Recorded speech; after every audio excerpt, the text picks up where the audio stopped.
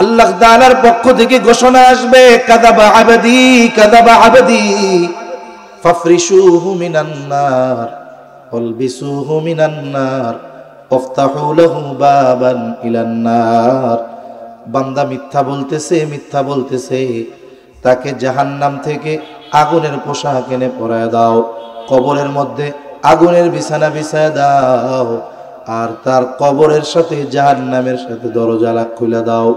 এরপরে নবীজি বলেন, তার কবরটাকে এত সংকীর্ণ করা হবে, দুই দিক দিয়ে মাটি চাপ দিবে, এক পাজরের হাড় অপর পাজরের মধ্যে ঢুকে যাবে। আলমে বরজখে দুনিয়ায় বিভিন্ন অপরাধের কারণে বিভিন্ন রকমের শাস্তি আছে। ওইদিকে বলতে গেলে লম্বা কথা হয়ে যাবে।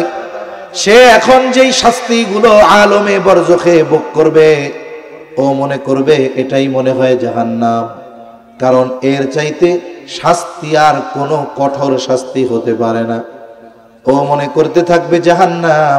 ফেরেশতারা তখন আইসা তাকে বলবে, না না না, জাহান্নামের শাস্তির তুলনায় এটা কোনো কিছুই না, এর চাইতে কল্পনাতীত ভয়াবহ শাস্তি তোমার জন্য অপেক্ষা করতেছে। কিয়ামতের পর তোমাকে জাহান্নামে দেওয়ার মাধ্যমে সেই শাস্তির স্বাদ তোমাকে আস্বাদন করানো হবে।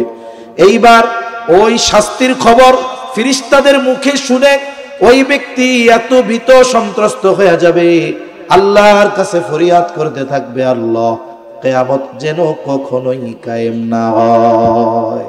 ফাইদা জাআ আজালুহুম লা ইস্তাখিরুনা সাআতান ওয়া লা ইস্তাকদিমুন। আল্লাহ রাব্বুল আলামিন আমার আপনার জন্য যেই সময় নির্ধারণ করে রেখেছেন, একেবারে যথা সময়ে মালাকুল মউত হাজির হয়ে যাবে। আমার আপনার দেহ থেকে রূহ প্রাণ বের করে নেওয়া হবে। আমার আপনার সময় হওয়ার এক মুহূর্ত আগেও মালাকুল মউত আসবে না। আসার ক্ষেত্রে তার এক মুহূর্ত বিলম্ব হবে না, একেবারে যথা সময়ে মালাকুল মউত হাজির। আমার আপনার দেহ থেকে প্রাণটাকে বের করে নিয়ে যাবে। এই দেহ থেকে যখন রূহ বের হয়ে যায়, তখন নতুন একটা নাম দেওয়া হয়, বলে এটা হলো লাশ। সবার এক নাম। তখন রূহ বের হয়ে গেলে আপনার ব্যাপারেও বলবে লাশ, আমার ব্যাপারেও বলবে লাশ। বলে লা শাইউন ফীহ, যার মধ্যে কিছুই নাই। বলে কি নাই? বলে যেইটা থাকলে এটা সচল ছিল সেইটাই এর মধ্যে নাই। এই জন্য যখন আপনি আমি জীবিত ছিলাম, ঢাকা থেকে যখন বাড়ির উদ্দেশ্যে রওনা হইতাম, মানুষজন বন্ধু বান্ধব বাড়িতে এসে বারবার জিজ্ঞাসা করত, আব্দুর রহিম কত দূর আসছে, আব্দুল করিম কত দূর আসছে। আবার আমি আপনি যদি ঢাকায় মারা যাই, যখন আমার লাশটা বাড়ির দিকে রওনা হবে, তখন আমার বাড়িতে গিয়ে বলবে না আব্দুর রহিম কত দূর আসলো, আব্দুল করিম কত দূর আসলো, তখন আমার আপনার ব্যাপারে একই কথা বলবে, লাশ কত দূর আসছে, কত দূর পৌঁছাইছে। ঠিক কিনা বলেন? তার মানে বোঝা গেল মূলত এই দেহটার কোনো দাম নাই, মূল দাম হলো রূহের। রূহ যদি বের হয়ে যায়, এই দেহটার আর কোনো দাম থাকে না। হায়রে, মনে করেন আপনি মাহফিলে আসছেন, গভীর রাতে বাড়িতে ফিরবেন, আপনার সন্তান আপনার স্ত্রী আপনার জন্য বিছানা তৈরি করে রাখছে, আবহাওয়া ঠান্ডা, অন্য দিনের চাইতে আজকে একটু ঠান্ডা বেশি। বলে কম্বলটা বাইর কর, ল্যাপটা বাইর কর, সুন্দর মতো ঝেড়ে পুষে বিছানা রেডি রাখ। তোর আব্বা আসলে যেন আইসাই বিছানায় শুয়ে পড়তে পারে, কষ্ট যেন না হয়। আল্লাহ না করুন যদি এমন কোনো ব্যক্তির ক্ষেত্রে বিষয়টা এমন হয়, এইখানে সে ইন্তেকাল করলো, যাওয়ার সময় সে মারা গেল, বলেন তো ওই স্ত্রী ওই কন্যা এই কথা বলবে নাকি যে আমার বাবার লাইগা এত কষ্ট করে বিছানাটা প্রস্তুত করে রাখছিলাম, আজকে আমার বাবার লাশটা গোটা রাত এই বিছানার মধ্যে থাক, কম্বল গায়ে দিয়ে রাইখা দেই? রাখবে? মসজিদ থেকে খাটিয়াটা আনবে, লাশটা হয়তো বাড়ির উঠানে নিয়ে যাবে। বলে সবাই চিন্তা করবে আগামী দিন অনেক ব্যস্ততা, এখন আমরা সবাই একটু ঘুমাই, লাশটা বাইরে রাইখা দাও। এটাই জীবন, এটাই বাস্তবতা। অথচ দেহের সব আছে, শুধু রূহ না থাকার কারণে এই দেহটার কোনো দাম নাই, দেহটার কোনো আর মূল্য নাই। এই জন্য যখন কোনো মানুষ মারা যায়, আমাদের অঞ্চল সহ গোটা বাংলাদেশে এক ধরনের ঘোষণা হয়, মাইকের মধ্যে বলে অমুক এলাকার অমুক আজ বিকাল 5 ঘটিকায় ইন্তেকাল করেছে, আগামী দিন সকাল 10টায় অমুক স্কুল মাঠে তার জানাজা অনুষ্ঠিত হবে। ধর্মপ্রাণ সকল মুসলমানদেরকে মরহুমের রূহের মাগফিরাত কামনায় জানাজায় শরীক হওয়ার জন্য অনুরোধ করা গেল। এই রকম প্রচার আমাদের দেশে প্রায় সব জায়গায় কম বেশি হয়। এই প্রচার করার মধ্যে একটা কথা বলে, আরবি শব্দ বলে ইন্তেকাল, বলে অমুক ইন্তেকাল করেছে, অমুক ইন্তেকাল করেছে। ইন্তেকাল শব্দটি হলো আরবি শব্দ, বলে ইন্তেকাল শব্দের অর্থ হলো স্থানান্তরিত হওয়া। ইন্তেকালের মাধ্যমে কেউ চূড়ান্তভাবে নিঃশেষ হয়ে যায় না, বলে শুধুমাত্র স্থান পরিবর্তন হয়। রূহ এটা অবিনশ্বর, এর কোনো ধ্বংস নাই। কারণ কি? বলে রূহ হইল আল্লাহ তাআলার নির্দেশ। আল্লাহ তাআলা যেমন চিরন্তন, আল্লাহর নির্দেশ তেমন চিরন্তন। এই জন্য রূহ ধ্বংস হয়ে যায় না, রূহ শুধু পর্যায়ক্রমে স্থান পরিবর্তন করতে থাকে। আল্লাহ তাআলা যদি চায় এই রূহটাকে আমার আপনার দেহের মধ্যে দিয়েছেন, যদি চান পাখির দেহের মধ্যেও দিতে পারতেন। ক্ষমতা ছিল নাকি আল্লাহর? বলেন, আছে না এই ক্ষমতা? আছে। এখন যেই কথা বলতেছিলাম, বলে অমুক ইন্তেকাল করিয়াছে, ইন্তেকাল শব্দের অর্থ হলো স্থানান্তরিত হওয়া। তার মানে আমি আপনি, আমার আপনার মূল হলো রূহ। এই রূহ স্থানান্তরিত হইল কোথায়? বলে এতকাল ছিল আলমে দুনিয়ায়, স্থানান্তরিত হয়ে নতুন আর এক জগতে গেছে, যেই জগতের নাম হলো আলমে বরজখ। আলমে বরজখ লোকচক্ষুর অন্তরালের জগৎ, আমাদের ভাষায় কবর জগৎ। আলমে বরজখের কোন বিষয় দুনিয়ার মানুষ দুনিয়ার চোখ দিয়ে দেখতে পারে না, আল্লাহ তাআলা দেখার সুযোগ রাখেন নাই। বাস্তবতা হলো দেখা না গেলেই যে অবিশ্বাস করতে হবে বিষয়টা এমন না। এই দুনিয়ার অনেক কিছু দেখা যায় না, কিন্তু আমরা না দেখেও বিশ্বাস করি। ব্যথা দেখা যায় না, সুখ দেখা যায় না, দুঃখ দেখা যায় না, বাতাসও তো দেখা যায় না। তাহলে না দেখে কত কিছু আমরা বিশ্বাস করি। এজন্য কিছু মানুষ আছে বলে যা দেখি না তা মানি না। এখন ওর জন্ম তো ও হইতে দেখে নাই, এখন ও যদি কয় আমি মানি না, দেখি নাই তাই মানি না। মা বাবারা বিয়ে শাদী দেখি নাই কেন? মানি না। এখন ও যদি এই কথা বলে, তাইলে ওর পরিচয়টা কি হয় এটা তো আর ভাঙ্গাই করার দরকার নাই। না দেখা গেলেই অবিশ্বাস করতে হবে বিষয়টা এমন নয়, বরং এই পৃথিবীর অনেক কিছু আমরা না দেখে বিশ্বাস করি। আলমে বরজখ, ওই জগতেও অনেক কিছু হয় কিন্তু আমরা দেখতে পারি না। বলে আলমে বরজখ ওই জগৎ কারো জন্য হয় কষ্টের, কারো জন্য হয় আনন্দের। বলে আনন্দের কার? বলে দুনিয়ায় যে আল্লাহর হুকুম আহকাম মেনে চলেছে ওই মানুষগুলার জন্য আলমে বরজখ শান্তির জায়গা হয়ে যায়। একজন ইমানদার মানুষ, ভালো মানুষ, নেক কাজ করনেওয়ালা মানুষ, ওই ব্যক্তি যখন মারা যায়, মারা যাওয়ার পরে তাকে কবরে রাখা হইল। কবরে রাখার পরে তাকে প্রশ্ন করা হয়। কি প্রশ্ন? বলে 3টা প্রশ্ন করে। এই 3 প্রশ্ন আমাদের সবার জানা আছে না নাই? আরে শুধু মুসলমানরা, অমুসলমানরাও এই 3 প্রশ্ন জানে। জিজ্ঞাসা করা হবে কি? 1 নাম্বার বলে জিজ্ঞাসা করবে মার রব্বুকা, তোমার রবকে। 2 নাম্বার প্রশ্ন আমা দীনুক, তোমার দিন কি। 3 নাম্বার প্রশ্ন নবীজিকে দেখা জিজ্ঞাসা করা হবে মা হাদার রাজুলুল্লাযী বুইসা ফীকুম, এই ব্যক্তিকে যাকে তোমাদের কাছে প্রেরণ করা হয়েছিল। আর এক বর্ণনায় আসছে জিজ্ঞাসা করা হবে ওমান নাবিয়ুক, তোমার নবীকে। বলে এই 3 প্রশ্ন, এই 3 প্রশ্নের জবাব আমাদের সবার জানা আছে, কিন্তু বাস্তবতা হলো দুনিয়ার পরীক্ষার হলের প্রশ্ন আর কবরের প্রশ্নের মধ্যে তফাৎ হইল এইটা, দুনিয়ায় যদি লেখাপড়া করা হয় হলের মধ্যে প্রশ্ন আসলে জবাব দেওয়া যায়, কিন্তু কবরের প্রশ্ন মুখস্থ করলে, লেখাপড়া করলে, নকল নিয়ে গেলে জবাব দেওয়া যাবে না। কারণ কবরের প্রশ্নের সম্পর্ক লেখাপড়া মুখস্থ করার সাথে নয়, বরং কবরের প্রশ্নের জবাবের সম্পর্ক হলো আমলের সাথে। বলে তোমার রবকে, প্রশ্নের জবাব তো হইল আল্লাহ। বলে কবরের মধ্যে এই প্রশ্নের জবাব আমার রব আল্লাহ। কে দিতে পারবে? বলে যেই ব্যক্তি দুনিয়ায় আল্লাহ তাআলার হুকুম আহকাম মেনে চলেছে, আল্লাহর আদেশ নিষেধ মেনে চলেছে, ওই ব্যক্তি কবরে জবাব দিতে পারবে আমার রব আল্লাহ। আর যে ব্যক্তি দুনিয়ায় আল্লাহর হুকুম আহকাম মানে নাই, বলে ওই ব্যক্তি যতই মুখস্থ করুক না কেন, কবরে যখন প্রশ্ন করা হবে সে জবাব দিতে পারবে না। দ্বিতীয় প্রশ্ন হলো আমা দীনুক, তোমার দিন কি? তার মানে দুনিয়ার জীবন তুমি কোন দর্শনের আলোকে চালিয়েছো, কোন মতাদর্শের উপরে পরিচালিত করেছো? বলেন তো আমাদের দ্বীনের নাম কি? দ্বীন অর্থ হইল জীবন ব্যবস্থা।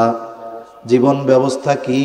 বলে তোমার ব্যক্তিগত জীবন, সামাজিক জীবন, রাজনৈতিক জীবন, অর্থনৈতিক জীবন, পারিবারিক জীবন। বলেন তো কিভাবে পরিচালিত করতে হবে? এই সমস্ত কিছু ইসলামের মধ্যে আছে না নাই?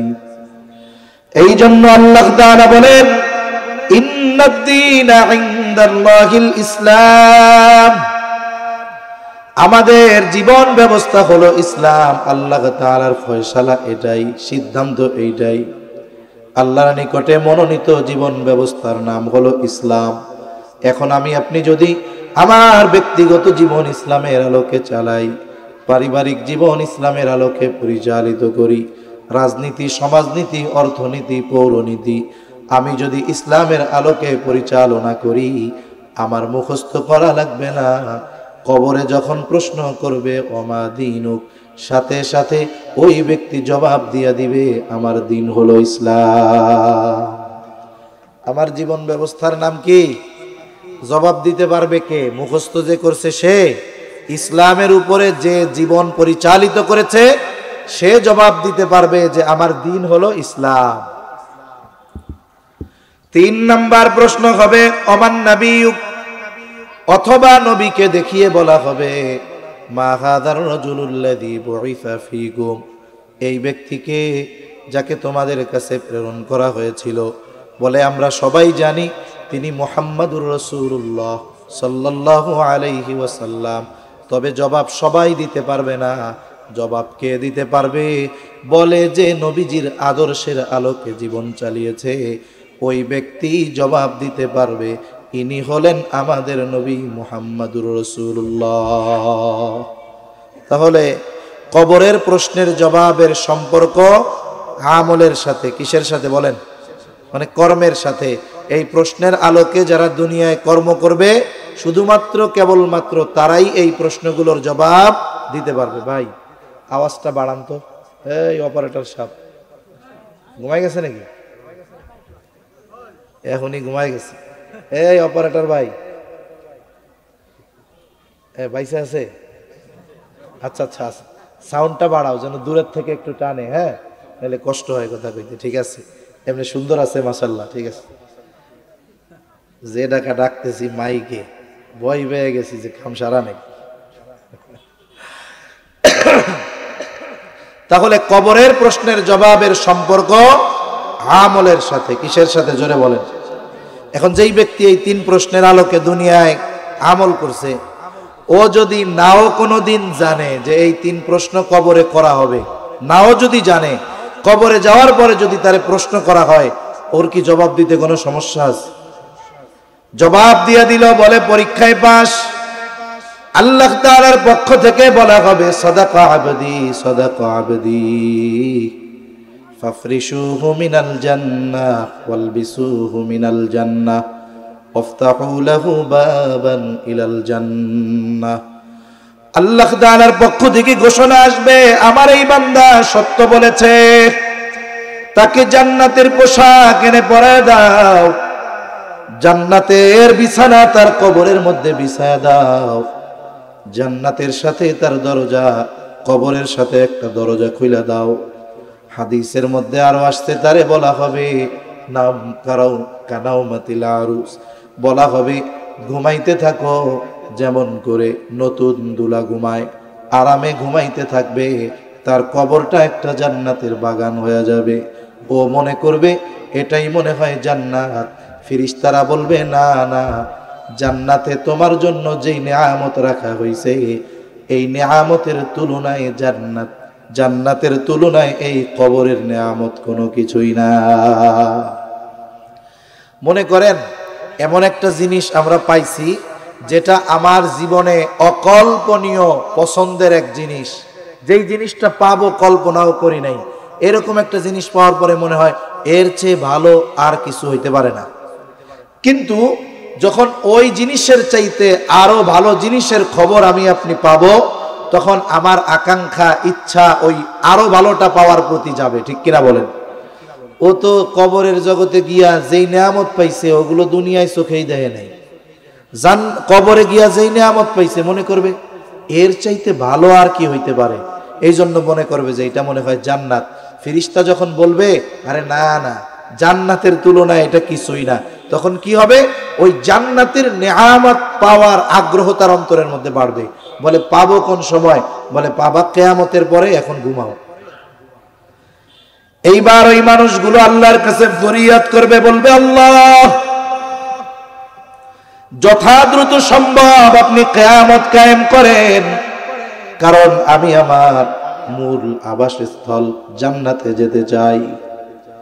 তাহলে দিনদার মানুষগুলো কিয়ামত কায়েম হওয়ার জন্য আল্লাহর কাছে ফরিয়াদ করবে, বলবে আল্লাহ যথাদ্রুত সম্ভব কিয়ামত কায়েম করেন, যাতে করে আমি আমার আবাসস্থল জান্নাতে যেতে পারি। আবার দেখেন, যারা কবরের 3 প্রশ্নের জবাব দিতে পারবে না, যতই মুখস্থ করুক কাজ হবে না। পরীক্ষার হলে যখন কেউ নকল নিয়ে যায়, নকল যদি নিয়ে যাওয়ার পরে দেখে সে যা নকল আনছে সব প্রশ্নের সাথে মিলা গেছে, ওরতে খুশি আর কেউ আছে নাকি? কেউ যদি চিন্তা করে এই 3 প্রশ্ন আমি সুন্দর করে মুখস্থ করব, সাথে সাথে প্রয়োজনে মরার সময় ওসিয়ত করে যাবো, শোন আমার কাফনের কাপড়ের মধ্যে 3 প্রশ্নের জবাব লেখা সুন্দর মতো দিয়া দিবি, আরবিতেও লিখবি, বাংলায় লিখবি, ইংলিশেও লিখবি। ও যদি চিন্তা করে ফেরেশতা কবরে আসার পর আমি জিজ্ঞাসা করার আগেই উত্তরপত্র দিয়া বলবো, ধরেন 3 ভাষায় জবাব দেওয়া আছে, বলেন তো এই সুযোগ আছে নাকি? এখনো তো জবাব দিতে পারবে না।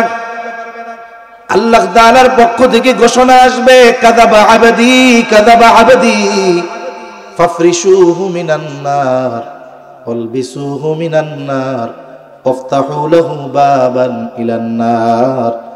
বান্দা মিথ্যা বলতেছে, তাকে জাহান্নাম থেকে আগুনের পোশাক এনে পরায় দাও, কবরের মধ্যে আগুনের বিছানা বিছায় দাও, আর তার কবরের সাথে জাহান্নামের সাথে দরজা খুলে দাও। এরপরে নবীজি বলেন তার কবরটাকে এত সংকীর্ণ করা হবে, 2 দিক দিয়ে মাটি চাপ দিবে, এক পাজরের হাড় অপর পাজরের মধ্যে ঢুকে যাবে। আলমে বরজখে দুনিয়ায় বিভিন্ন অপরাধের কারণে বিভিন্ন রকমের শাস্তি আছে, ওইদিকে বলতে গেলে লম্বা কথা হয়ে যাবে। সে এখন যেই শাস্তিগুলো আলমে বরজখে ভোগ করবে, ও মনে করবে এটাই মনে হয় জাহান্নাম, কারণ এর চাইতে শাস্তি আর কোনো কঠোর শাস্তি হতে পারে না। ও মনে করতে থাকবে জাহান্নাম। ফেরেশতারা তখন আইসা তাকে বলবে না না না, জাহান্নামের শাস্তির তুলনায় এটা কোনো কিছুই না, এর চাইতে কল্পনাতীত ভয়াবহ শাস্তি তোমার জন্য অপেক্ষা করতেছে। কিয়ামতের পর তোমাকে জাহান্নামে দেওয়ার মাধ্যমে সেই শাস্তির স্বাদ তোমাকে আস্বাদন করানো হবে। এইবার ওই শাস্তির খবর ফেরেশতাদের মুখে শুনে ওই ব্যক্তি এত ভীত সন্ত্রস্ত হয়ে যাবে, আল্লাহর কাছে ফরিয়াদ করতে থাকবে, আল্লাহ কিয়ামত যেন কখনোই কায়েম না হয়। তাহলে যারা আলমে বরজখে শান্তিতে ওরা মনে করবে এটা জান্নাত, যারা কষ্টে ওরা মনে করবে জাহান্নাম। এই আলমে বরজখে আমাদের সকলকে থাকতে হবে। বলে কতকাল? দীর্ঘকাল, তবে অনন্তকাল নয়। তাফসীরের মধ্যে আসছে সর্বশেষ যেই ব্যক্তি এই দুনিয়া থেকে বিদায় নিবে সেই ব্যক্তিও কমপক্ষে 40,000 বছর, কমপক্ষে কত হাজার বছর? 40,000 বছর আলমে বরজখে থাকবে। এটা সর্বশেষ। আমাদের কত বছর থাকা লাগবে এর কোনো হিসাব নাই। একটা সময় এই দুনিয়া থেকে আল্লাহ তাআলা মানব বসতির ইতি ঘটাবেন। এই পৃথিবী থেকে মানব সভ্যতার ইতি ঘটবে আল্লাহ তাআলার নির্দেশে, সিংহায় ফুৎকার দেওয়ার মাধ্যমে। আল্লাহ তাআলা কোরআনুল কারীমের মধ্যে বলেন, ওয়ানুফিখা ফিস-সূরি ফাসা'iqa মান ফিস-সামাওয়াতি ওয়া মান ফিল আরদ ইল্লা মান শাআল্লাহ সুম্মা নুফিখা ফীহি উখরা فإذا هم قيام ينظرون। আল্লাহ রাব্বুল আলামিন জানায় দেন, প্রথমবার যখন সিংহায় ফুৎকার দেওয়া হবে, প্রথমবার সিংহায় ফুৎকারের আওয়াজে ফাসা'iকা মান ফিস সামাওয়াতি ওয়া মান ফিল আরদ, আসমান এবং জমিনের মাঝে যত প্রাণী আছে, যত প্রাণ আছে, ওই আওয়াজে প্রথমে তারা অজ্ঞান হয়ে যাবে। তাফসীরের মধ্যে আসছে এরপরে সবার মৃত্যু ঘটবে। কাদের? বলে আল্লাহ তাআলা যেগুলো চান, যাদের চান তারা ছাড়া আসমান জমিনের মাঝে যত প্রাণী আছে, যত প্রাণ আছে, যত মানুষ আছে, সবাই মৃত্যুবরণ করবে। মৃত্যুবরণ করার পর ওই দেহটা কবরস্থ করা হোক আর হিংস্র প্রাণী খেয়ে ফেলুক, দেহর থেকে যখন রূহ আলাদা হয়ে যায় তখন ওই রূহ আলমে বরজখের বাসিন্দা হয়ে যায়। এইবার সর্বশেষ ব্যক্তিও আলমে বরজখের বাসিন্দা হয়ে যাবে। আল্লাহ তাআলা এরপরে বলেন, সুম্মা নুফিখা ফীহি উখরা ফাইযা হুম কিয়ামুন ইয়ানজুরুন। এরপর আবার সিংহায় ফুৎকার দেওয়া হবে। সুম্মা, অতঃপর। বলে এই অতঃপর, এরপর, এর মধ্যে কাইটা যাবে কমপক্ষে কত হাজার বছর? 40,000 বছর। কত হাজার বছর? 40,000 বছর। আল্লাহ তাআলার নির্দেশে আবার সিংহায় ফুৎকার দেওয়া হবে। সুম্মা নুফিখা ফীহি উখরা ফাইযা হুম কিয়ামুন ইয়ানজুরুন। দ্বিতীয়বার সিংহায় ফুৎকার দেওয়ার পর প্রত্যেকের অবস্থান স্থল থেকে উঠে যাবে, দাঁড়িয়ে যাবে, ডানে বামে তাকায় দেখতে থাকবে কি হচ্ছে এইগুলা। আল্লাহ তাআলা আরেক জায়গায় বলেন, ওয়ানুফিখা ফিস-সূরি ফাইযা হুম মিনাল আজদাসি ইলা রাব্বিহিম ইয়ানসিলুন। আল্লাহ রাব্বুল আলামিন বলেন, এখানে দ্বিতীয়বার সিংহায় ফুৎকার উদ্দেশ্য। আল্লাহ তাআলা বলেন, দ্বিতীয়বার সিংহায় ফুৎকার দেওয়ার পর প্রত্যেকের অবস্থান স্থল থেকে উঠে যাবে। ইলা রাব্বিহিম ইয়ানসিলুন, প্রত্যেকেই তার রবের দিকে ছুটতে থাকবে। আল্লাহ তাআলা এক ব্যবস্থাপনা করে দিবেন, তারা ছুটতে থাকবে। বলে হাসরের ময়দানে সবাই উঠলো। এখন ওই দিবসটার এক নাম হলো ইয়াউমুল হাসর। বলে কেন? বলে পৃথিবীর শুরু থেকে নিয়ে শেষ পর্যন্ত সব মানুষকে ওই দিন একত্রিত করা হবে, জমা করা হবে। বলে ওই দিবসের আরেক নাম হলো ইয়াউমুল জাযা। কেন? বলে ওই দিন মানুষকে তার দুনিয়ার কর্মের পূর্ণ প্রতিদান দিবেন কে? এই জন্য ওই দিবসের আরেক নাম হলো ইয়াউমুল জাযা, প্রতিদান দিবস। এই সাউন্ড আরো বাড়াও, ঘুমাইছে এই মিয়া যায়। মনে করেন আকাশ পুরো পরিষ্কার, কোথাও কোনো মেঘ নাই, একেবারে ভর দুপুর, সূর্য একেবারে প্রখর তাপ দিচ্ছে, আলোকময় উজ্জ্বলময় এলাকা। বৈশাখ মাসে বেশি হয়, অনেক সময় 5 মিনিটের মধ্যে গোটা আকাশের চেহারা পরিবর্তন। দুপুর 12টার সময় এমন কালো মেঘ হইছে যে মনে হচ্ছে সন্ধ্যা নাইমে আসছে, হয় না এরকম মাঝে মধ্যে? তখন খেয়াল করে দেখবেন যে এই রোদ যখন ছিল মনের অবস্থা একরকম, মুহূর্তের ভিতরে যখন কালবৈশাখী ঝড়ের আগমনের আভাস, তখন একটা ভয়, একটা চিন্তা কাজ করে, কি না কি হয়ে যায়। তাহলে আবহাওয়ার সাথে সাথে, পরিবেশের সাথে সাথে, অবস্থার সাথে সাথে মানুষের মনের অবস্থারও পরিবর্তন হয়। হাসরের ময়দান ওটা এমন এক ভাব গম্ভীর্যপূর্ণ আবহাওয়া হবে যে মানুষ এমনিতেই অটোমেটিক এতটা ভীত সন্ত্রস্ত হবে যে একজন আরেকজনের দিকে তাকাবে, এই বিষয়টা তারা চিন্তাও করবে না। লম্বা হয়ে যাইতেছে কথা, সর্বোপরি কথা, ওই দিন আল্লাহ তাআলা প্রতিদান দিবেন। দুনিয়ার কর্মের প্রতিদান আমাদেরকে দেওয়া হবে। শুধু তাই না, আমরা দুনিয়ায় কি কর্ম করতাম তার বিপরীতে আমার ফলাফল কি, তাও আল্লাহ তাআলা প্রত্যেকটা মানুষের হাতে আমলনামা পৌঁছায়া দেওয়ার মাধ্যমে জানায় দিবে। আমরা যে আমল করি, এই আমলগুলো একেবারে ফাইল আকারে রেডি হইতেছে। কিয়ামতের দিন আমাদের প্রত্যেকের আমলনামা আমাদের প্রত্যেকের কাছে চলে আসবে। কিয়ামতের ময়দানে কয়েকটা মুহূর্ত হবে সবচাইতে ভীতকর পরিস্থিতিময় অবস্থা। এর মধ্যে একটা হলো যখন আমলনামা দেওয়ার ঘোষণা হবে। কারণ তখন সবার চিন্তা যে কোন হাতে আমলনামা পাই। ডান হাতে যদি আমলনামা পাই তাইলে বুঝলাম যে আমি সরাসরি জান্নাতে হোক আর শাস্তি ভোগ কইরা হলেও হোক আমি এক সময় জান্নাতে যাব। কিন্তু বাম হাতে যদি আমলনামা হয় তাহলে আর জান্নাতে যাওয়ার কোনো উপায় নাই। আল্লাহ রাব্বুল আলামিন আমলনামাগুলো ছেড়ে দিবেন। আমলনামাগুলো প্রত্যেকটা প্রত্যেকের কাছে যায় পৌঁছাবে, যারটা তার কাছে যাবে। আমলনামা পৌঁছায় যাবে হাতে, কেউ ডান হাতে আমলনামা পাবে, কেউ বাম হাতে আমলনামা পাবে। বাম হাত ডান হাতে যে আমলনামা পাবে সে কত আনন্দিত। আল্লাহ তাআলা কোরআনুল কারীমের মধ্যে বলেন, ফাআম্মা মান উতিয়া কিতাবাহু বিয়ামিনি ফায়াকুলু হাউম ইকরাউ কিতাবিয়া ইন্নী যানানতু আন্নী মুলাকিন হিসাবিয়া।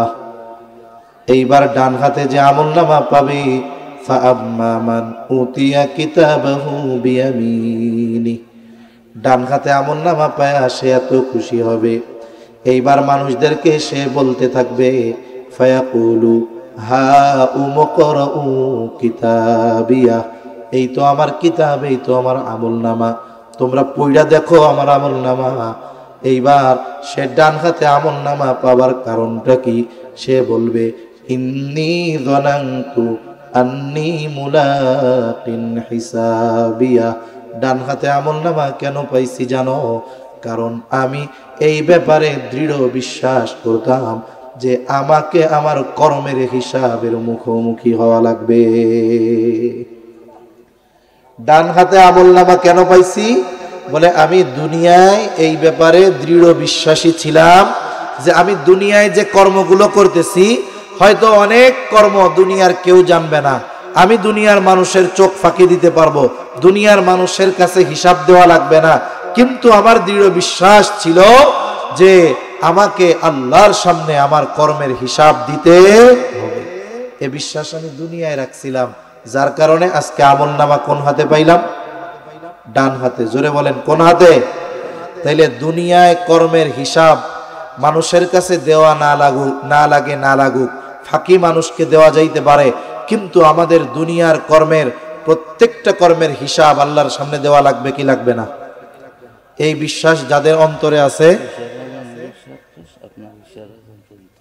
সাতটায় আচ্ছা সাতটা ঠিক আছে।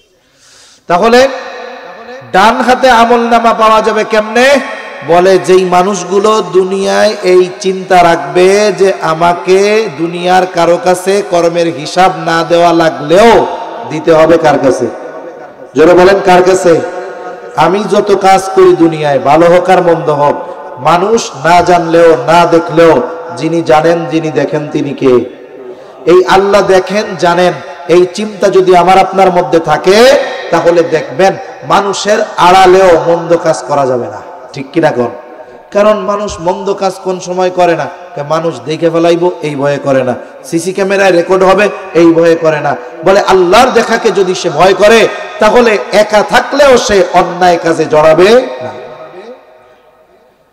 আবার যারা বাম হাতে আমলনামা পাবে এদের আমলনামা সামনাসামনি দেওয়া হবে না, বলে হাতটাকে বুক চিরে পেছন দিকে নেওয়া হবে, এরপরে বাম হাতের মধ্যে আমলনামা দেওয়া হবে। যারা বাম হাতে আমলনামা পাবে এদের অবস্থা কি?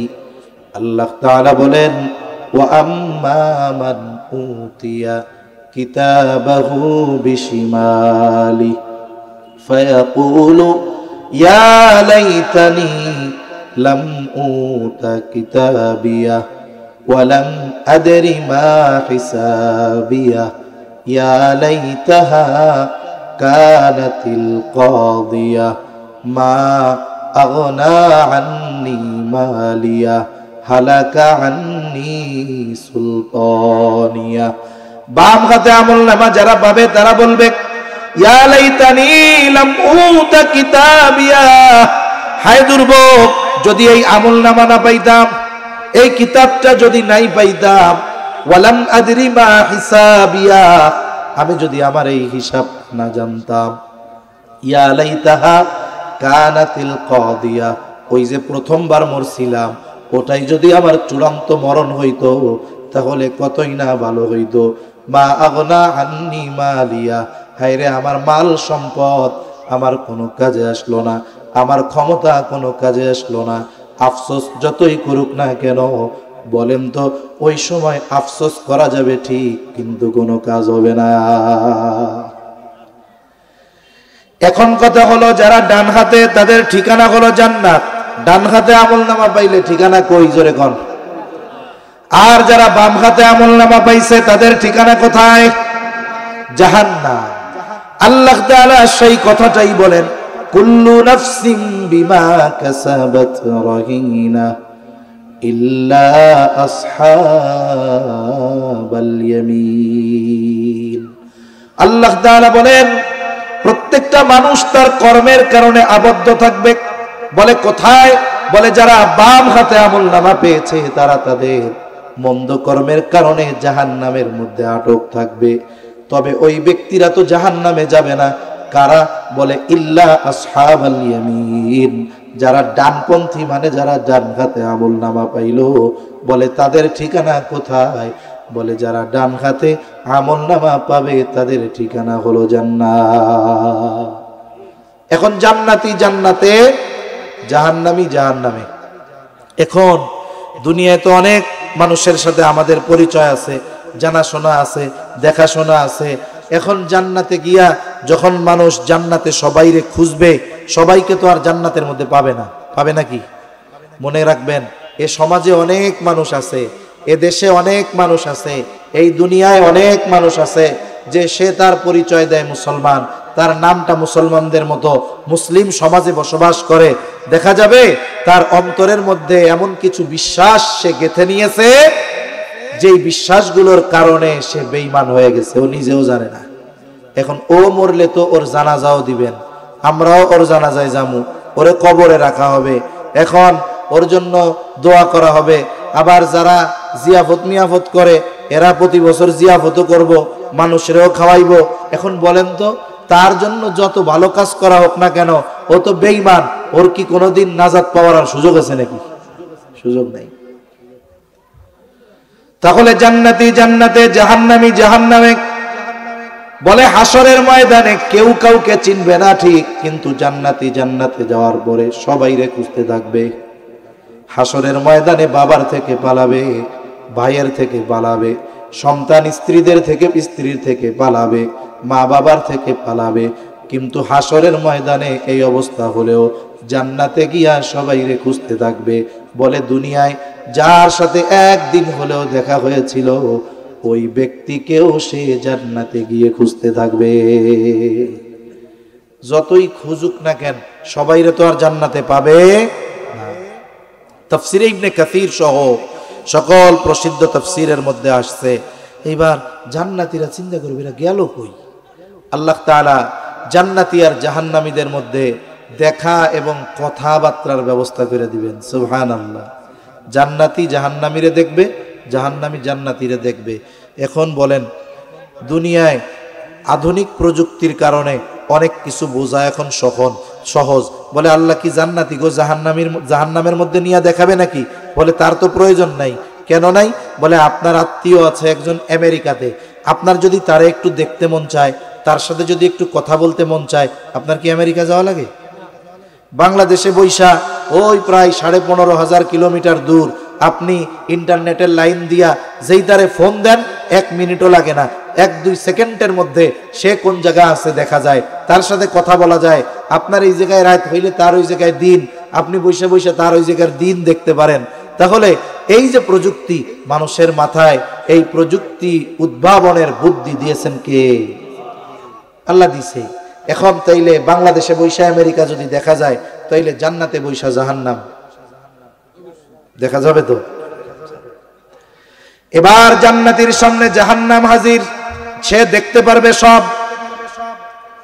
মনে করেন এই জায়গায় যত মানুষ হোক না কেন, যদি পুরা প্যান্ডেলও ভরা হইতো, আমি যদি কাউরে আগে কোনোদিন দেখতাম, পরিচিত হইতো, এক নজর দেওয়ার সাথে সাথে আমি আমার পরিচিত ব্যক্তিকে চিনতে পারতাম কি পারতাম না? জান্নাতি যখন জাহান্নামের মধ্যে তাকাবে, তাকায়া সে দেখতে পারবে তার অনেক পরিচিত জন, বন্ধু বান্ধব, আত্মীয় স্বজন, এগুলা সব জাহান্নামের মধ্যে জ্বলতেছে, পুড়তেছে, শাস্তি ভোগ করতেছে। ওই অবস্থা দেখে জান্নাতি আল্লাহ তাআলার কাছে কৃতজ্ঞতার মাত্রা বাড়ায়া দিবে। আল্লাহর কাছে বলবে, আল্লাহ আপনি যদি আমার উপরে দয়া না করতেন, আমার উপরে যদি মেহেরবানি না করতেন, তাইলে হয়তো আজকে আমাকেও ওদের সাথে জাহান্নামে থাকা লাগতো। অনেক সময় কষ্ট দেখলে নিজে যে ভালো আছি এটা অনুধাবন করা যায়। মনে করেন আমাদের অভ্যাস কি? আমাদের অভ্যাস হইল, আমি মনে করি আমার চাইতে খারাপ কষ্টে আর কেউ নাই। কিন্তু আপনি যায় যখন দেখবেন, আপনার তো একতলা বিল্ডিং আছে, আপনি যায় যখন ঢাকা শহরে দেখবেন শীতের মধ্যে ফুটপাতে একজন শুয়ে রয়েছে, তার গায়ে কম্বল খেতা কিচ্ছু নাই, লুঙ্গি যেইটা পরা ওইটাই গায়ে, ওই দৃশ্য দেখলে তখন কি মনে হবে? আল্লাহ আপনি আমার জান্নাতে রাখছেন। ঠিক কিনা বলেন? এজন্য অনেক সময় মানুষ অন্যের কষ্ট দেখে নিজে যে ভালো আছে, আরামে আছে বুঝতে পারে।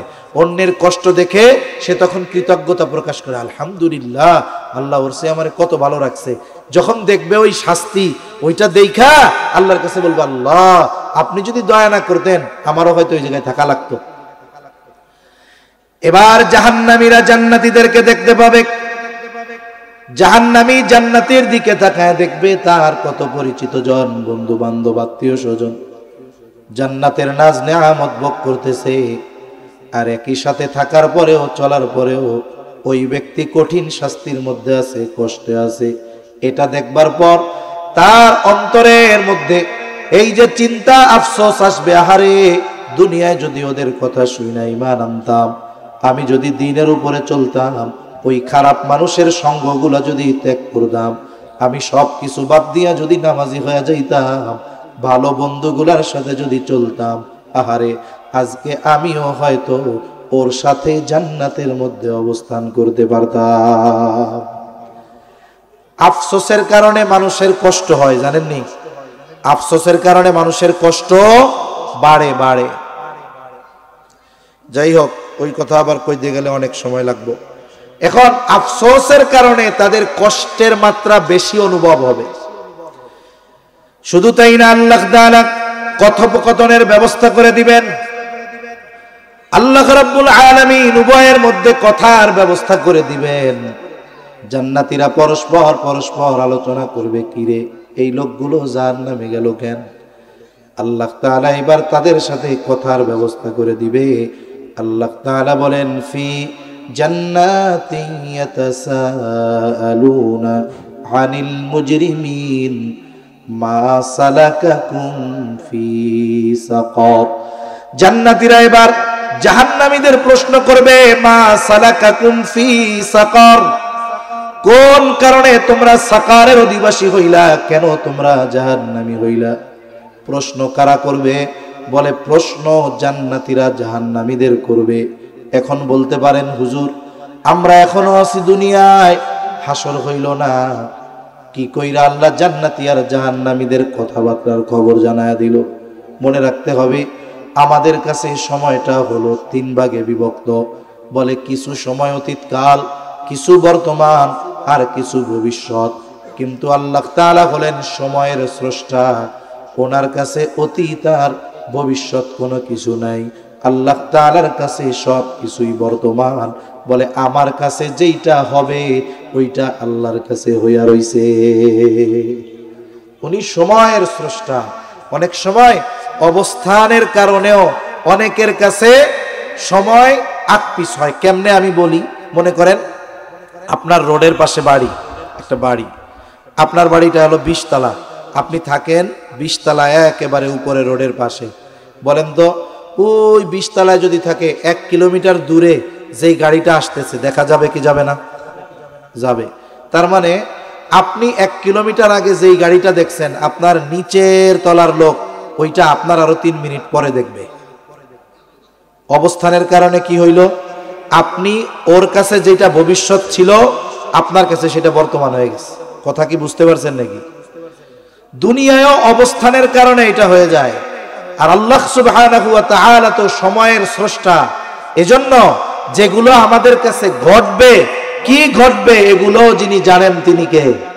কিন্তু বান্দার প্রতি দয়ার কারণে আগের থেকে আল্লাহ সতর্ক করে দিয়েছেন যে এরকম এরকম তো হবে, তোমরা আগের থেকে সতর্ক হও। এবার জাহান্নামীদের জিজ্ঞাসা করবে তোমরা জাহান্নামে আসলা কেন? তাফসীরের মধ্যে আসছে এই কর্মগুলো যদিও কাফেরদের ব্যাপারে আয়াতগুলো নাজিল হয়েছে, কিন্তু অনেক ঈমানদার আছে তারাও এই পাপগুলোর সাথে জড়িত। বলে 1 নাম্বার কি বলবে জাহান্নামী হইলা কেন? তারা বলবে ক্বালু লাম নাকু মিনাল মুসাল্লিন। 1 নাম্বার কারণ কাফের যদি হয় তাহলে তারা বলবে যে আমরা ঈমানদারদের মতো ঈমান না আনি নাই, সাথে সাথে তাদের সাথে নামাজেও যাই নাই। এর দ্বারা বুঝাবে যে আমরা ঈমান আনছিলাম না, নামাজি ছিলাম না। বিষয়টা হলো কাফের হোক আর ঈমানদার হোক, যদি নামাজ ছাড়ে তার জন্য শাস্তি আছে না নাই? জোরে বলেন আছে না নাই? তাহলে জাহান্নামীরা জাহান্নামে যাওয়ার 1 নাম্বার কারণ বলবে এই আয়াতগুলোর আলোকে লাম নাকু মিনাল মুসাল্লিন। আমরা জাহান্নামী হওয়ার 1 নাম্বার কারণ আমরা মুসল্লি ছিলাম না। বলে মুসল্লি কারে কয়? ঢাকা শহরের মসজিদগুলা আমরা দেখি, আমার মসজিদ 6 তলা, জুমার দিন 6 তলা ভরে। বলে সামনে লম্বা রাস্তা, এই রাস্তার মধ্যে যেই পরিমাণ মানুষ ওই রকম 6 তলা আরো 2টা মসজিদ প্রয়োজন হবে। ঢাকার প্রত্যেকটা মসজিদের একই অবস্থা। বলে জুমার নামাজে মহল্লার মসজিদ ভরপুর হয়ে আরো 2 মসজিদের মানুষ রাস্তায় নামাজ পড়ে, তার মানে বোঝা গেল ওই মহল্লায় এত মানুষ নামাজি আছে। কিন্তু আফসোস ওই জুমার দিন আসরের নামাজের সময় ওই 6 তলা 7 তলা মসজিদের বড়া তো বহুদূর, নিচের 6 কাতারও বরে না। ঠিক কিনা গণ? তার মানে সপ্তাহে 1 দিন নামাজি সে প্রকৃত মুসল্লি নয়। বলে আসল মুসল্লিকে বলে শত ব্যস্ততার পরেও যারা নামাজ ছাড়ে না, যত ব্যস্ততা থাক না কেন নামাজ থেকে ফিরে থাকে না। আরে আসল মুসল্লি যারা, তাদের অন্তরের সাথে মসজিদের সাথে একটা সম্পর্ক থাকে। যখনই নামাজের সময় হয়ে যায় যেখানেই থাকুক না কেন অন্তরে আর সহ্য হয় না, দৌড় দিয়া মসজিদে চলে যায়।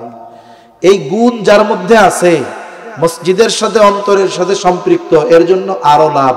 এই খাঁটি মুসল্লি কিয়ামতের দিন আরশের ছায়া ছাড়া কোথাও কোনো ছায়া থাকবে না। নবীজি বলেন 7 শ্রেণীর মানুষ তো স্থান পাবে, এর মধ্যে 1 শ্রেণীর মানুষ হলো রাজুলুন কলবুহু মুআল্লাকুম ফিল মাসাজিদ। বলে যেই মানুষটার অন্তর মসজিদের সাথে লাগোয়া ছিল, সে সব সময় মসজিদে থাকতো তা না। বলে অন্তর মসজিদের সাথে লাগোয়া থাকতো মানে যে নামাজের সময় হয়েছে সে আর থাকে না, মসজিদের মধ্যে ঢুকে যায়। তাহলে বোঝা গেল যেই ব্যক্তির সাথে মসজিদের সাথে সম্পৃক্ততা আরশের ছায়ায় স্থান পাবে, আর এই ব্যক্তি যে আসল মুসল্লি এ ব্যাপারে কোনো সন্দেহ নাই। এখন আসেন মানুষ যে মুসল্লি হয় না, মানে 5 ওয়াক্ত নামাজ পড়ে না, এর তো কিছু কারণ আছে। কারণ আছে না কিছু? কারণগুলোর মধ্যে অন্যতম একটা কারণ হইল মানুষ রুজি রোজগার করতে গিয়া নামাজ পড়ার টাইম পায় না। কৃষক কৃষিকাজ করতে গিয়া নামাজ পড়ার টাইম পায় না।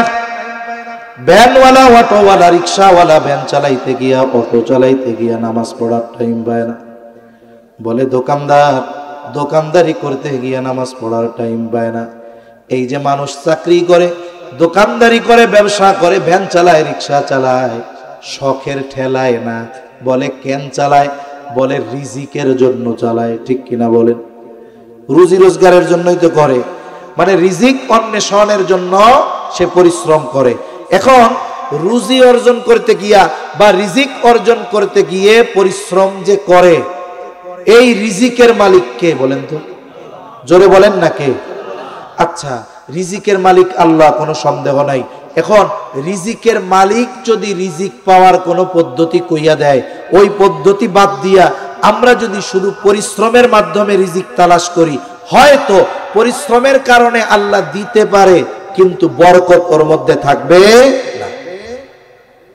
রিজিকের মালিক রাজ্জাক, আমরা যদি তার কথা মতো চলি, আশা করা যায় তিনি আমাদেরকে বরকতময় রিজিক দান করবে। আরে ভাই, নামাজ পড়লে যে শুধু আখিরাতে জাহান্নাম থেকে বাঁচা যায় তা না। আল্লাহ তাআলা কি বলেন একটু শুনেন। আল্লাহ তাআলা বলেন, ওয়া'মুর আহলাকা বিস-সালাতি ওয়াসতাবির আলাইহা লা নাসআলুকা রিজকা নাহনু নারযুকুকা ওয়াল আকিবাতু লিত-তাকওয়া। আল্লাহ তাআলা আদেশ দিচ্ছেন, ওয়া'মুর আহলাকা বিস-সালাতি ওয়াসতাবির আলাইহা। আল্লাহ তাআলা বলেন, তুমি তোমার অধীনস্থদেরকে নামাজের আদেশ দাও। ওয়াসতাবির আলাইহা, আরে তুমিও তার উপরে অটল থাকো। তার মানে আল্লাহ তাআলা বলেন, বান্দা তুমি নিজে নামাজি হও, অধীনস্থ যারা আছে এদেরকেও নামাজি বানাও। তার মানে তাদেরও মুসল্লি বানাও, তুমিও মুসল্লি হয়ে যাও। লাভ কি হবে রে বান্দা? আল্লাহ তাআলা বলেন, লা নাসআলুকা রিজকা, আমি আল্লাহ তোমার কাছে তো রিজিক চাই না। তুমি মুসল্লি, ঘরের মানুষগুলো মুসল্লি। বান্দা শুইনা নাও, নাহনু নারযুকুকা, তোমরা মুসল্লি হওয়ার কারণে আমি আল্লাহ তোমারে রিজিক দিয়া দিব। আল্লাহ বলে নামাজি হ, রিজিক দিমু। আর রিকশাওয়ালা প্যাডেল মারে আর কয় রিজিক কামামু। ও কামাইতে পারে ঠিক, কিন্তু বরকত হবে না, আর কিস্তি জীবনেও শোধ হবে না। ঠিক কিনা বলেন? জান শেষ হয়ে যাবে, মাগার বরকত খুঁজে পাওয়া যাবে না। এজন্য আপনি আপনার বৈধ পরিশ্রমের সাথে, আমরা আমাদের বৈধ পরিশ্রমের সাথে সাথে যদি নামাজি হয়ে যাই, তাহলে বরকতময় রিজিক দেওয়ার প্রতিশ্রুতি দিবেন কে? এখন কোন নামাজ পড়লে শুধু আখিরাতে জাহান্নাম থেকে বাঁচা যাবে, নাকি দুনিয়ারও লাভ আছে? তাহলে এক নাম্বার বিষয়, জাহান্নামীরা বলবে লাম নাকু মিনাল মুসাল্লিন, আমরা মুসল্লি ছিলাম না। আমরা কি হব? বলেন মুসল্লি হব। জোরে বলেন কি হব? সেই জন্য আমি হাত উঁচা কইরা ওয়াদা করানো পছন্দ করি না। নিজে নিজের কাছে ওয়াদাবদ্ধ হন যে আজকে থেকে আমি দৃঢ় প্রতিজ্ঞাবদ্ধ হইলাম, আমার যত ব্যস্ততা থাক, কর্ম থাক, আমি নামাজ ছাড়ব না। ইনশাআল্লাহ। কোন নামাজ পড়লে কি দুনিয়ার লস আছে? আরে দুনিয়ার লাভটা তো আগে দুনিয়ায় পাবেন, এরপরে না আখিরাতেরটা। কিন্তু নামাজ আল্লাহর জন্য পড়তে হবে, দুনিয়ার লোভে পড়া যাবে না। আল্লাহর জন্য পড়লে দুনিয়ার প্রয়োজনীয়তাও আল্লাহ তাআলা মেটানোর ওয়াদা দিবেন। 2 নাম্বার, ওয়ালাম নাকুনু তুইমুল মিসকিন, বলে আমরা মিসকিনদের খানা খাওয়াইতাম না। এই জন্য আমাদের উচিত আমাদের আশেপাশে অসহায় যারা আছে তাদেরকে খানা খাওয়ানো। মাদ্রাসায় যদি ইয়াতিম থাকে, অসহায় থাকে, খাবারের ব্যবস্থা তাদের জন্য করা। বলে আপনি যদি একজন কোটিপতিকে খানা খাওয়ান, একজন গরিব মানুষ আল্লাহর জন্য যদি কোটিপতিকে খানা খাওয়ায়, দুনিয়ার স্বার্থে নয়, অবশ্যই ফায়দা আছে না নাই? নিঃসন্দেহে আছে। এখন যদি একজন মিসকিনকে খানা হয়, তাহলে লাভ কি? বলে কোটিপতি যার খাবারের প্রয়োজন নাই, তারে যদি খানা খাওয়াইলে সব হয়। বলে যার খাবারের প্রয়োজন, তাকে যদি খাবার খাওয়ানো হয় সওয়াব আছে না নাই? বলে দ্বিগুণ সওয়াব। 1 নাম্বার তাকে খানা খাওয়ানোর সওয়াব, 2 নাম্বার বলে খানাটা তার প্রয়োজন ছিল, প্রয়োজন মেটানোর সওয়াব।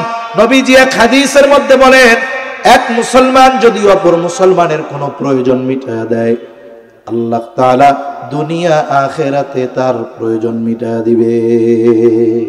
এই জন্য আমরা বিশেষ করে অসহায় দরিদ্র আমাদের পাড়া প্রতিবেশী যদি অভাবগ্রস্ত থাকে, আমরা তাদেরকে আল্লাহর জন্য খানা খাওয়াবো কোন ইনশাআল্লাহ। 3 নাম্বার তারা বলবে ওয়া কুন্না নাখুদু মাআল খাইদিন, অনর্থক অহেতুক মজলিসের মধ্যে আমরা থাকতাম। আপনাদের এই পাশে যে বড় একটা বাজার, 4 দোকান আছে নাকি? 4 দোকানে আড্ডা আছে নাকি? 2-1টা 4 দোকান আছে নাকি যেই দোকানে টিভি নাই? টিভি ছাড়া 4 দোকান, ওর ব্যবসায় লাল বাতি জ্বলবে। আর আফসোসের বিষয়, ওই চায়ের দোকানগুলোর মধ্যে যুবকদেরকে দেখা যায় না, বেশিরভাগ হইল বুড়া বাবারা। যুবকরা লজ্জায় দোকানে চা খাইতে যায় না, চিন্তা করে আমার আব্বা বৈশা বৈশা সিনেমার নাচ দেখতেছে, আমি কি আব্বার পাশে বৈশা এটা দেখতে পারি? লজ্জা ওই যুবকের থাকলেও ও যুবকের ওই বাপের লজ্জা নেই। দাড়ি পাইকা গেছে, ঠ্যাং অর্ধেক কবরে চলে গেছে, এরপরেও চিন্তা নাই। এখন চার দোকানে বসে কেন? শীতের দিন আরো জুত করে বসে, কম্বল খেতা নিয়া বসে কেন? বলে সময় কাটে না তো, এই জন্য বসি। আছে না এরকম কিছু মানুষ? দুপুরের পরে যাবে, একবারে রাত 10টা-11টায় ফিরবে, কেন? বলে টাইম কাটে না, এর জন্য বইয়া থাকি। এখন ওনারে যদি কেউ যায় কয় যে চাচা এক কাম করেন, আপনার এত সময়, তাইলে এই যে সামনে ওলামা ইকরামের তত্ত্বাবধানে ইজতেমা হবে 31 জানুয়ারি, 1-2 ফেব্রুয়ারি, ওই জায়গার থেকে আপনি 3 চিল্লা সময় লাগাই দেন। তখন উনি বলবে ধুর, আমার যে ব্যস্ততা, প্রধানমন্ত্রী কি ডাক্তার ইউনূসেরও এত ব্যস্ততা নাই। তখন ওনার ব্যস্ততা বেড়ে যায়। 10 ঘন্টা 4 দোকানে বৈশা থাকে, 2 ঘন্টা সারাদিনে মসজিদে সময় দিতে পারে না। আছে না নাই? সারা জীবন কর্ম করছে, কোরআন শরীফটা শিখতে পারে নাই। এখন পোলাপান 3টা শহরে চাকরি করে, বাজারে যায় চা খাবে আর ফুটানি দেখাবে। কেন? এই ফুটানি না দেখাইয়া মসজিদে বৈশা কোরআনটা শেখা যায় না ইমামের কাছ থেকে? এই যে সময় এখন হেলায় ফেলায় কেটে কাটায় দেওয়া হচ্ছে।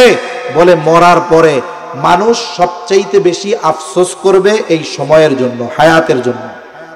আল্লাহ তাআলা বলেন, ফায়াকুলা রাব্বি লাউলা আখরতানি ইলা আজালিন করিব। 7:15 নামাজ হবে, 7টা বাজতেছে, আমি আর 2-3 মিনিট সময় নিব, এরপরে আজান। তাহলে মানুষ মরার পরে কথা বলবে, কিন্তু আমরা শুনি না। কি কয় তখন? আল্লাহর কাছে তারা বলে, ও আমার রব, লাউলা আখরতানি ইলা আজালিন করিব, যদি আমার একটু সামান্য সময়ের জন্য অবকাশ দেওয়া হইতো, আবার যদি একটু দুনিয়ায় যাওয়ার সুযোগ দিতেন, ফাআসাদদাকা ওয়া আকুম মিনাস সালিহিন, আমারে যে সম্পদ দিছিলেন ওইগুলা থেকে দান সাদকা করতাম, আর সৎ কর্ম করতাম, নেক আমল করতাম, আমি সৎ কর্মশীলদের অন্তর্ভুক্ত হয়ে যাইতাম। বলেন তো, মরার পরে যতই আবেগ নিয়া আল্লাহ তাআলার কাছে বলুক না কেন, একটু মুহূর্তের জন্য তাকে দুনিয়ায় আসতে দেওয়া হবে নাকি? এই সময় চাইয়া আফসোস করবে। আর সেই সময় এখন আমাদের আছে, কিন্তু চায়ের দোকানে, কেউ মোবাইলে, কেউ অহেতুক মজলিসে সময়টাকে ব্যয় করতেছি। আফসোস করব যখন সময়ের মূল্য বুঝবো, কিন্তু ওই সময় মূল্য বুঝবো, আফসোস করব, করার কিছু থাকবে না। এজন্য সময় থাকতে আমরা সময়ের মূল্যায়ন করে